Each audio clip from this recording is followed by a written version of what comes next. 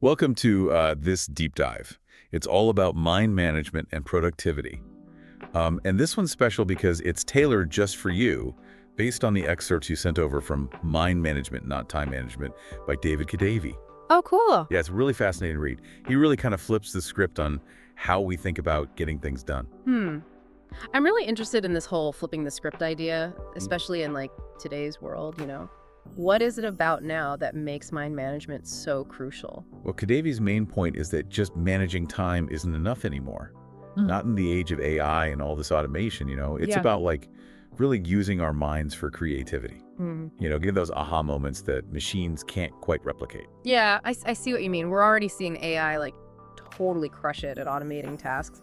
But it seems like the truly innovative solutions, those big breakthroughs, they're still totally in the human realm. Exactly. That's what he's saying. He even makes this really interesting comparison between NaNoWriMo, National Novel Writing Month, Yeah. and NanoGenmo, NanoGenmo? National Novel Generation Month. Huh, I haven't heard of that one. It's where programmers try to get AI to actually write novels. Hmm. And while AI can produce a ton of text, it can't really make a compelling story, one that's truly original. Yeah, it really highlights the limitations of AI, at least for now. It can process information and follow patterns, but that spark of creativity, that ability to connect ideas in unexpected ways, that's still totally a human thing. Yeah, and that's where mind management comes in. Yeah. So Kadavy argues that instead of being obsessed with squeezing every single minute out of the day, he calls it time worship, we need to learn to work with our minds, not against them. Makes sense. He's even got this concept of firing the CEO of your brain. Meaning we need to stop trying to force ourselves into these super rigid schedules and instead really tap into those natural rhythms of energy and focus. Firing the CEO, that's a powerful image. But wouldn't that lead to total chaos? How can we be productive if we don't have structure? Well, that's where it gets really interesting. He's not saying we should just have pure, unbridled chaos. It's more about creating a system that works with our natural ebb and flow of creative energy. And he actually breaks down the creative process into 4 stages: preparation, incubation, illumination, and then verification. Oh, the 4 stages of creativity. That's a classic framework. I'm really curious to see how he links that to this whole mind management thing. Yeah, well, he uses some really memorable examples. He talks about the process they use in Robert McKee's screenwriting workshops.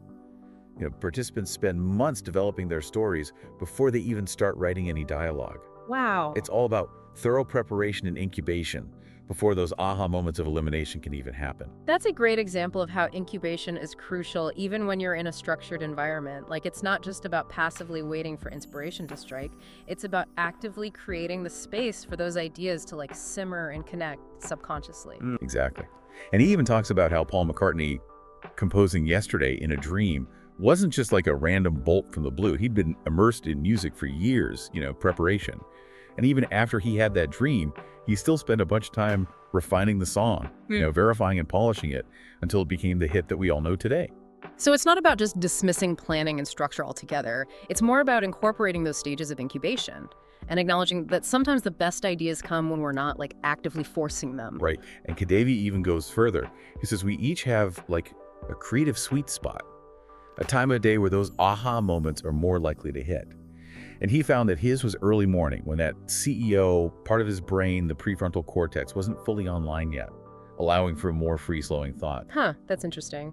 We usually think we need to be super alert for peak creativity. Yeah, well, he makes this great analogy. Imagine your brain is like a racquetball court, and your ideas are the balls bouncing around. When your prefrontal cortex is too active, it's like having this giant net in the middle of the court, blocking all those creative collisions. Right. But when it's relaxed, those ideas can bounce freely and connect in all sorts of unexpected ways. Oh, I like that visual. So it's not about being less alert. It's about accessing a different mode of thinking, one that's more open to those spontaneous connections. Exactly. Makes me wonder, does he suggest any ways to get to that state? Or is it just about figuring out our own individual sweet spots? He does have some techniques, but before we get into those, he goes into these 7 distinct mental states that we all cycle through during creative work. Yeah, these mental states are fascinating. They really show how different types of work need different mindsets. It's not a one-size-fits-all thing when it comes to productivity. Intriguing. What are these 7 states and how do they play out when you're actually working? Okay, so first you have prioritize. That's that big picture thinking, like where you decide what really needs your attention. It's about stepping back and making those strategic choices. Almost like you're putting on your executive hat. Right. That makes sense. Yeah. Setting the stage for everything else. So what's next? Then comes explore. Think brainstorming, playing around with ideas, letting your curiosity be your guide. It's all about opening up to all the possibilities before you start narrowing them down. Okay, so that's when we loosen the reins a bit. Let those unexpected connections bubble up. Exactly. And closely tied to that is research, like diving deep, gathering information, expanding your knowledge base, laying the groundwork for those creative leaps. So it's like immersing yourself in the topic, soaking up all the raw material before you start shaping it into something new. Right. And then we move into generate. This is the doing phase, Yeah. where you put those ideas into action. Writing, designing, building, whatever form your creation takes. Okay, so this is where the rubber meets the road. We take all that exploration and research and turn it into something tangible. Exactly. Then comes Polish revising, making sure your work is clear and impactful, honing those rough edges until it's polished and ready. So it's not just about getting those ideas out there. It's about making sure they really shine. Exactly. And those 5 states, they really drive the core of creative work. But Kadavy also includes 2 more that are really important for supporting the whole process. Administrate and recharge. Okay, those sound a little different. Tell me more. So administrate is all those essential but not so creative tasks. Emails, bills, organizing, all the things you need to do to keep life running smoothly. Oh yeah, the life admin stuff. I know it can feel like a total creativity killer sometimes. Exactly. And then there's recharge, taking breaks, getting enough sleep, doing things that replenish your energy and prevent burnout. Right, the self-care piece. Recognizing that we can't be on all the time. Got to give ourselves time to rest and recover so we can do our best work. Absolutely. And here's the thing, Kadavy points out that these states aren't always completely separate. There can be some overlap, fuzzy boundaries. He gives the example of Twyla Tharp, the choreographer. She starts every project with a box filled with all sorts of things. Music books, images, anything that sparks her creativity.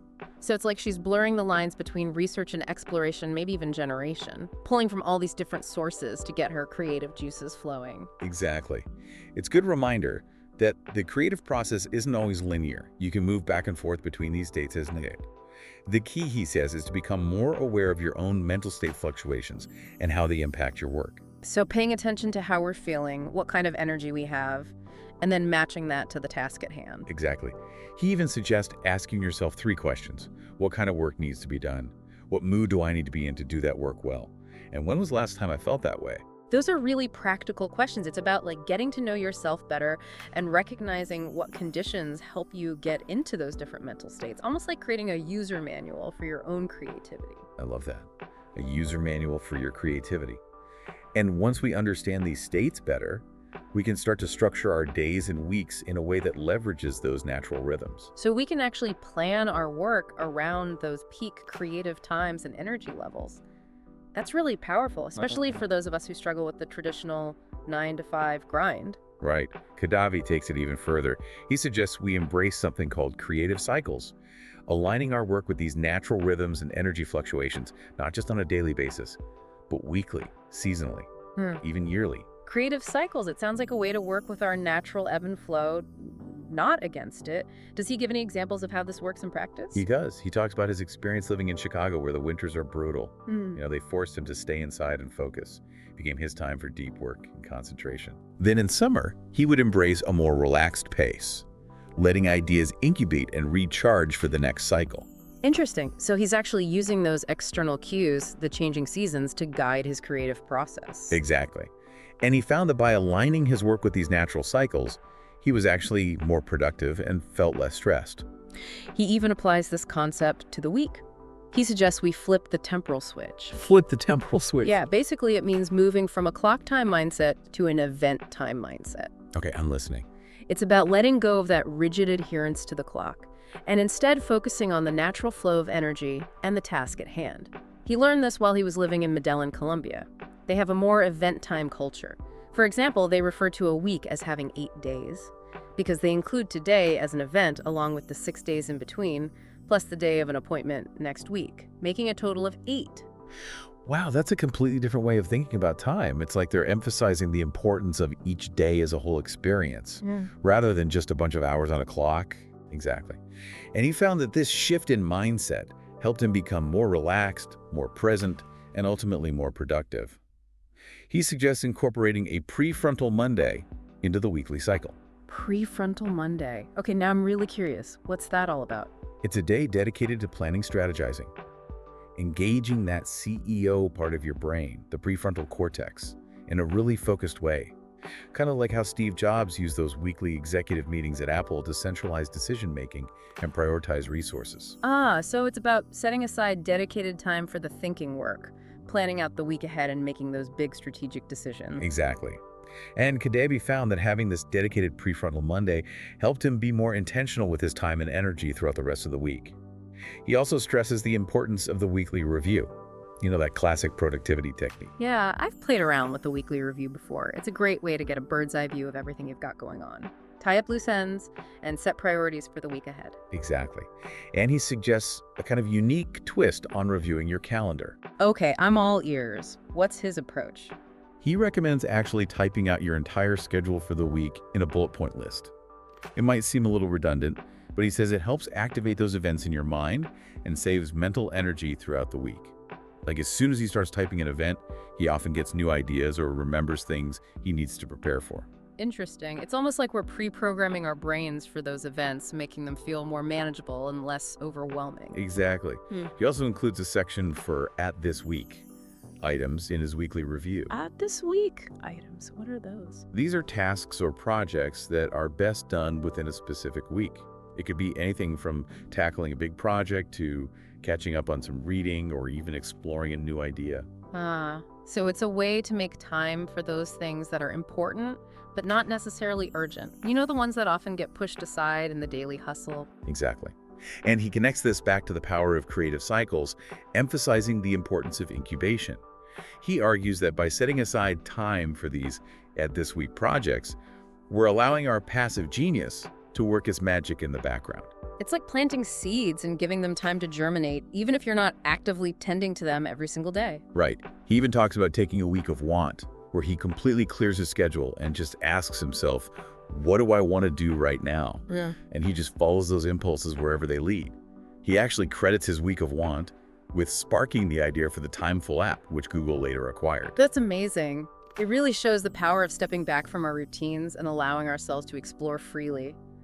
It reminds me of how Bill Gates takes those think weeks, isolating himself to read and think deeply about the future of Microsoft. Exactly. And while a full week of want might not be feasible for everyone, he suggests incorporating shorter cycles of exploration and incubation into our lives, even if it's just an afternoon or a few hours each week. The key is to be intentional about creating those spaces for our passive genius to do its work. So it's about giving ourselves permission to step away from the doing and let our minds wander and make those creative connections.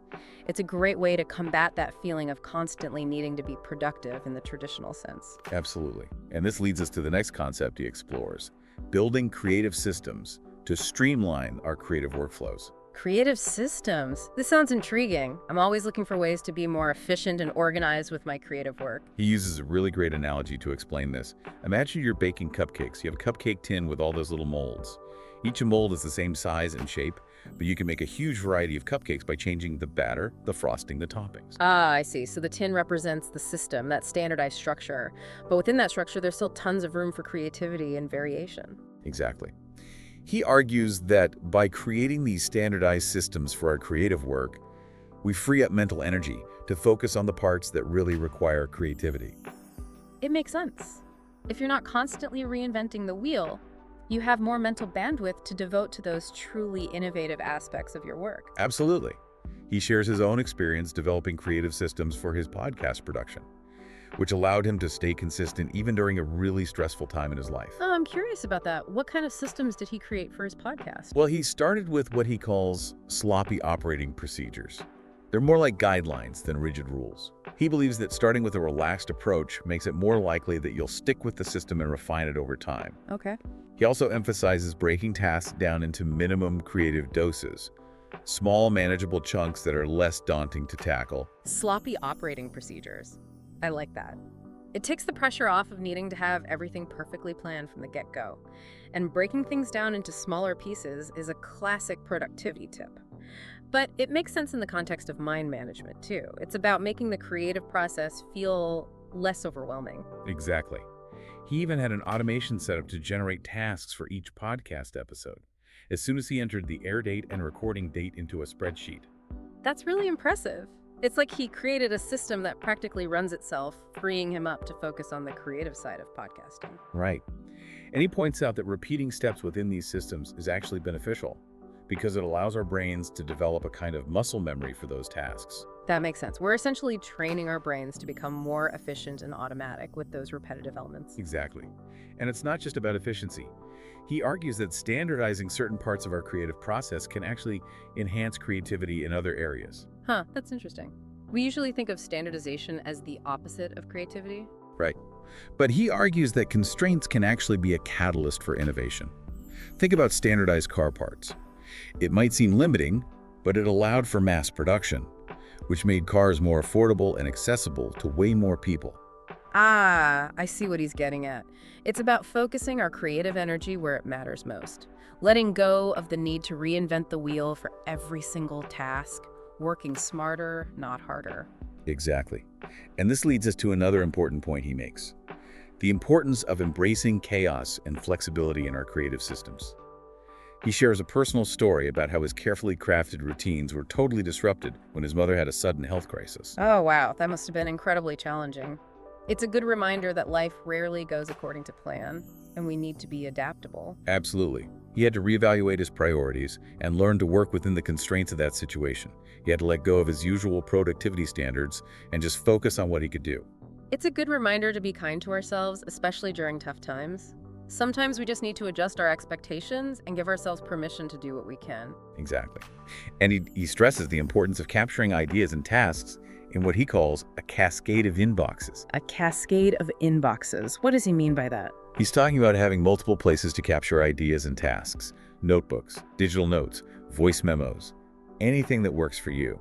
The key is to have these inboxes readily accessible so you can jot down those ideas as they come.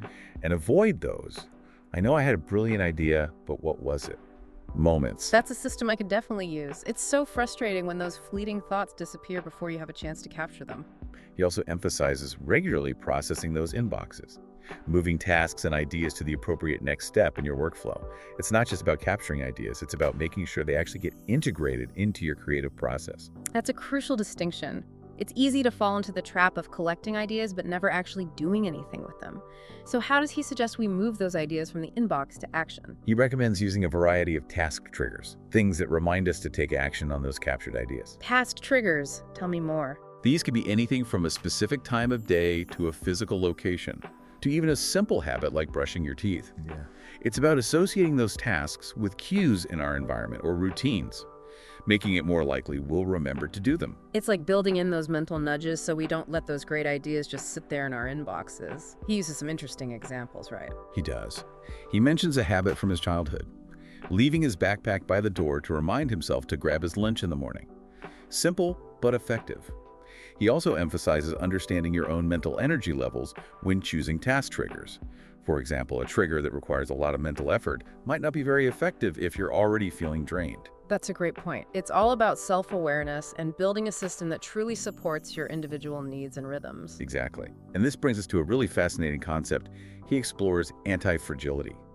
He suggests we should aim for creative systems that not only withstand chaos, but actually benefit from it. Anti-fragility. That's a powerful idea. So instead of trying to create a perfectly controlled environment for our creative work, we should embrace those inevitable disruptions and uncertainties. Exactly. He uses the analogy of lifting weights. When you lift weights, you create tiny tears in your muscles. But those tears actually make your muscles stronger as they heal.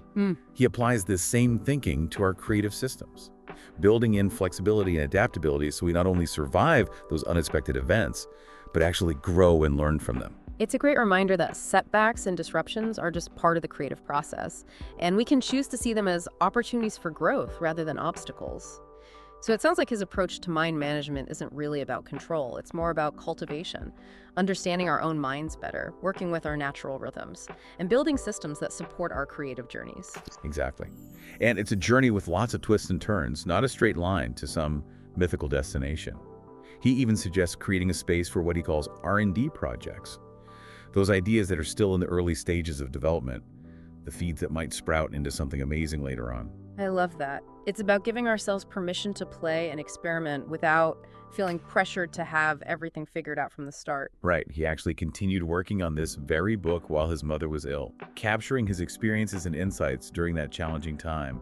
It shows that even in the middle of personal chaos, we can still tap into our creative potential and find solace in that process. That's inspiring. It reinforces that creativity isn't a luxury. It's a vital part of who we are. It can be a source of strength and resilience, even in the most difficult circumstances. Absolutely. And all of this circles back to Kadavy's core message.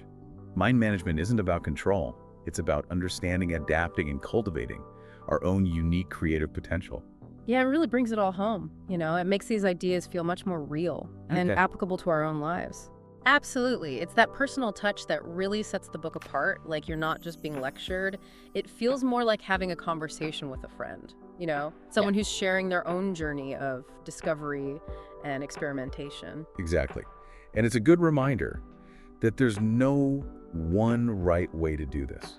Mind management is a process, an ongoing exploration of what works best for each individual. Yeah. It takes the pressure off, You don't have to find the perfect system right away. It encourages us to be more curious, willing to try things out and adjust along the way. Absolutely. And one of the biggest takeaways for me is the importance of self-awareness. Kadavy really pushes us to pay attention to our own mental states, those ups and downs throughout the day, and to figure out what conditions help us do our best work. Right. It's so important, yet so often we try to just power through, ignoring those natural rhythms of energy and focus. But if we can tune into those patterns, we can actually work with them instead of against them. It makes you wonder how much more we could get done if we weren't always fighting our own minds. And it's not just about those peak creative times. It's also understanding that different types of work need different mental states. Sometimes you need laser focus, other times you need to be more open and receptive to new ideas. Yeah, flexibility is key.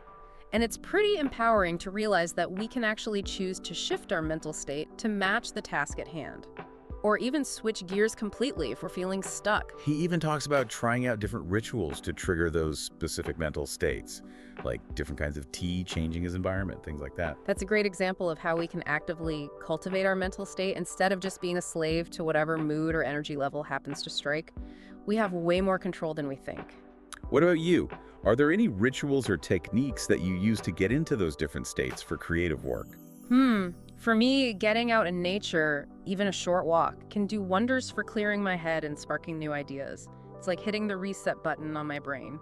I love that. It reminds me of how Kadavy talks about prospect refuge, that feeling of safety and security that lets our minds relax and wander more freely. And nature can definitely provide that kind of expansive calm. Definitely. And I've also found that music can be really powerful for shifting my mental state. I have a playlist specifically for writing and editing that helps me block out distractions and get into a flow. Oh yeah, music is such a powerful tool. I've been experimenting with binaural beats lately, those audio tracks that use specific frequencies to alter brainwave activity. There's some interesting research suggesting they can boost focus and creativity. I'll have to check those out. Yeah. It's a good reminder that there are tons of different approaches out there, and what works for one person might not work for another. It's all about finding the tools and techniques that resonate with you. Exactly. And for our listener today, I think the biggest takeaway is to just start experimenting. Maybe try that prefrontal Monday thing, or carve out some time for a mini week of want. Even just paying closer attention to your own mental state fluctuations can be super revealing. Absolutely. It's all about taking action, even small steps, and seeing what happens. Remember, it's a journey, not a destination. So be patient with yourself, have fun experimenting, and celebrate those aha moments along the way. Couldn't have said it better myself. And for anyone who wants to dive deeper into these ideas, I highly recommend checking out David Kadavy's Mind Management, not time management. It's full of insights and practical advice that can really change how we approach work and creativity. It really challenges us to rethink our whole relationship with time and productivity, to tap into the power of our own minds, and ultimately to create a more fulfilling and sustainable way of working. So as we wrap up this deep dive, we'll leave you with one final thought to ponder. What if the key to unlocking your greatest creative potential isn't about managing your time, but mastering your mind? It's a question worth exploring, and hopefully this deep dive has given you the tools and inspiration to do just that. Thanks for joining us.